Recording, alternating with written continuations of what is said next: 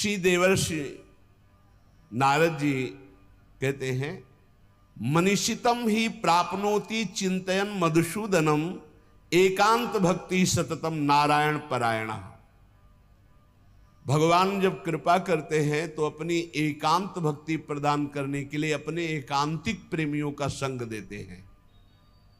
नाथ कृपा ही को पंथ चितवत दीन हो दिन रात, होई धो के काल दीन दयाल जान न जात।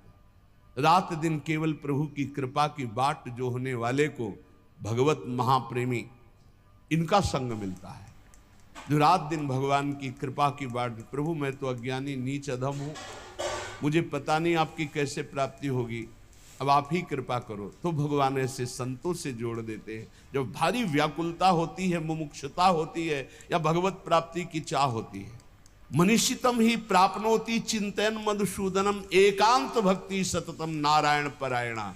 देवर्षि नारद जी कहते हैं कि मनीषियों की कृपा से, संतों की कृपा से एकांतिक भक्ति का परिचय मिलता है, जो प्रभु का एकांतिक चिंतन होता है।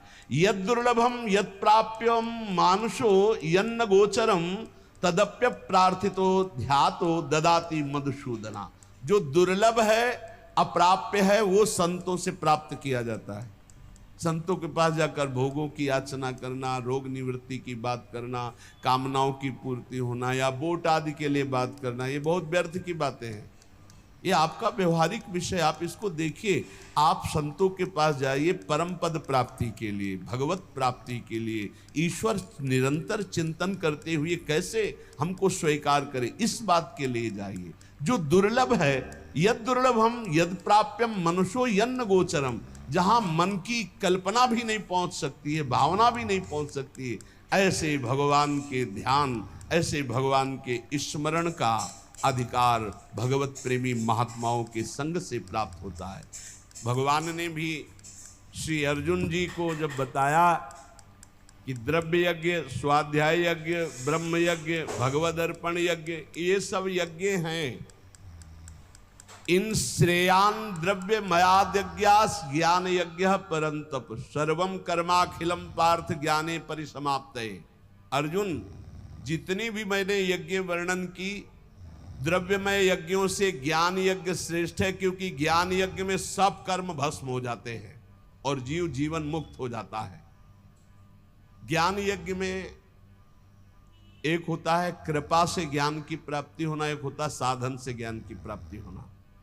जब साधन से ज्ञान की प्राप्ति को होता है तो साधन चतुष्टय अगर नहीं है तो वो अज्ञानी ही है, चाहे जितना ज्ञान वर्णन कर रहा हो।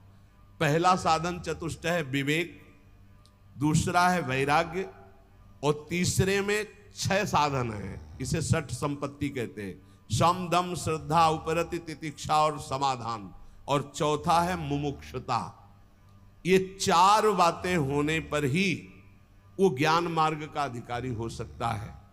विवेक, विवेक कहते हैं जिसके अंदर सत असत का ज्ञान हो। सत्य क्या है और असत क्या है। तो वेद कहता है ब्रह्म सत्यम जगन मिथ्या, पूरा संसार झूठा है। सत्य है इसमें तो केवल ब्रह्म है, अन्यथा नहीं।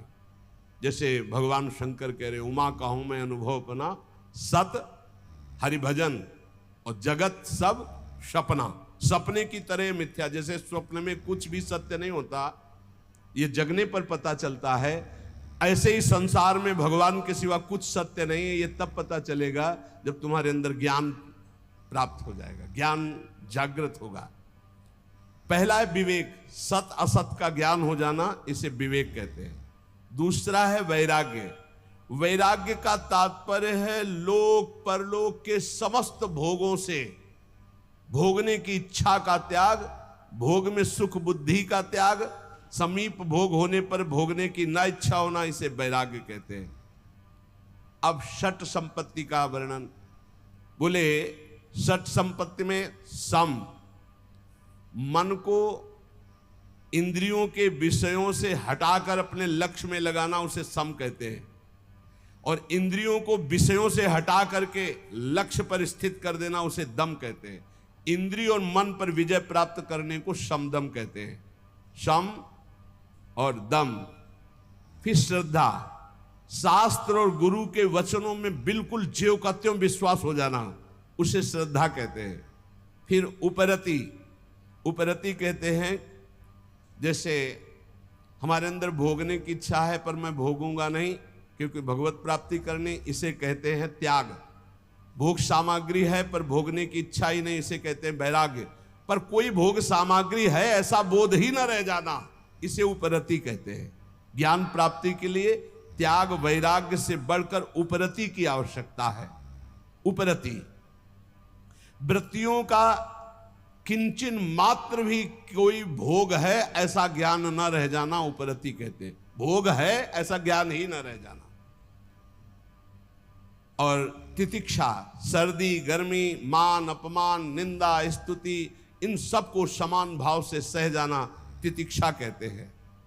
और समाधान, चित्त का शंका रहित होकर परमात्मा तत्व में स्थित हो जाने का नाम समाधान है। चित्त का समाधान हो जाना, अब कोई प्रश्न नहीं, कोई शंका नहीं। और चौथा है मुमुक्षुता, अब मैं मुक्त होना चाहता हूं, मुझे अब संसार से मुक्त होना। ये चार हो और फिर उसे किसी महापुरुष का संग मिले तो भगवान कह रहे तद्विद्धि प्रणिपातेन परिप्रश्नेन सेवया उपदेक्षन्ति ते ज्ञानम ज्ञानिनस्तत्वदर्शिनः। अब उस उपासक को जो मुमुक्षु है, जो संसार से मुक्त हो जाना चाहता है, वो संत के पास जाए। भगवान की कृपा से संतों का परिचय मिल जाता है। जब किसी महापुरुष के समीप जाए तो पहली बात ये समझ ले कि तुम्हारी श्रद्धा से ही कल्याण होने वाला है। उनके समीप तुम्हारी जितनी जोर की श्रद्धा उन पर होगी उतना ही आपके ऊपर प्रभाव पड़ेगा। श्रद्धा की कमी होने के कारण संत के पास जाने पर भी महापुरुष जो उसे उपदेश दे रहे हैं वो अपना कल्याण नहीं कर पाएगा। अगर श्रद्धा जोर की है तो कल्याण हो जाएगा, मतलब आपकी श्रद्धा पर टिका हुआ है आपका कल्याण। वो संत महापुरुषों की वाणी तभी प्रभाव डालेगी जब आपके ऊपर प्रथम हृदय श्रद्धा जो करे, आचार्य जन जाय अनुसरे जहां जहां हरिवंश के। श्रद्धावान लभते ज्ञानम। अगर श्रद्धा में कमी है तो देखो दुर्योधन को भगवान समझा रहे हैं, लेकिन क्या समझ आई? क्या श्रद्धा में कमी इसलिए नहीं, भगवान समझा रहे तो नहीं समझ में आई, नहीं कल्याण हुआ उसका। वो भगवान से कह रहा आप 5 गांव की बात कर रहे हो, मैं सुई की नोक भर नहीं दूंगा बिना युद्ध के। और भगवान बात कर रहे हैं, भगवान से कह रहा कि आप जानते हो कि आप यही धर्म को जानते हो, मैं धर्म को नहीं जानता। मैं जानता हूं, मैं जानता हूं, जानामि धर्मम न च मे प्रवृत्ति, मेरी प्रवृत्ति नहीं है, मैं जानता हूं धर्म को। भगवान की एक बात भी नहीं मानी। ऐसे ही कह रहे ज्ञानी महापुरुष के समीप तुम्हारी श्रद्धा जितनी अधिक होगी उतना लाभ होगा। इसलिए सबसे पहले कह रहे तद्विद्धि प्रणिपातेन, वो तत्वदर्शी तत्व ज्ञान प्राप्त महापुरुषों के पास जाकर के उनको पहले साष्टांग दंडवत करो। प्रणिपातेन, साष्टांग का तात्पर्य होता है मैं आपकी आज्ञा के अनुसार चलूंगा, मैं आपका शरणागत हूं।